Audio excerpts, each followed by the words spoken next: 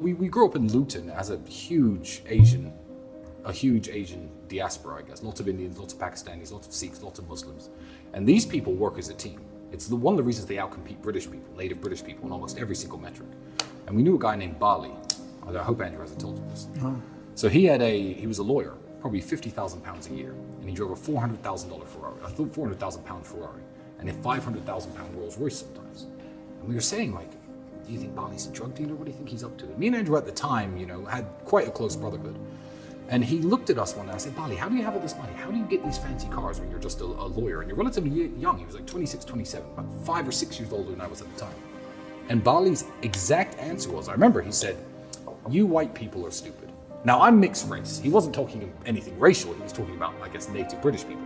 He says, you will have 5 sons, or your father may have 5 sons, which for someone in my culture, he was a Sikh, an Indian Sikh from Punjab. He said, that's a jackpot. And this Englishman's 5 sons will all move out of the family home. They'll pay 5 rents, probably to people like me. They'll take 5 different student debts out, go out 5 different career paths. They'll get 5 different mortgages, marry 5 different women, and never see each other again. You see, my father had 5 sons. Now, I'm a lawyer. My brother's a dentist. My father's an engineer. My other brother owns a construction company.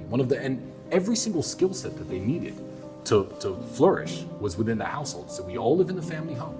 We pool our resources. Our women work together and prepare food for us. We work, and every time that we have new children, or the family is expanded, we just expand the house. My brother owns a construction company, and that way, as a group, we have 3 Toyotas, 1 Ferrari, and 1 Rolls Royce, and we can all use them anytime we like.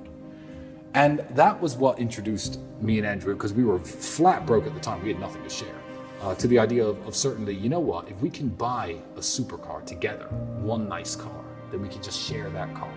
And now, thanks to his car addiction, we have, 40 plus, minus the 10 or 11 that have been temporarily seized by the Romanian government. But it introduced us, I guess, to the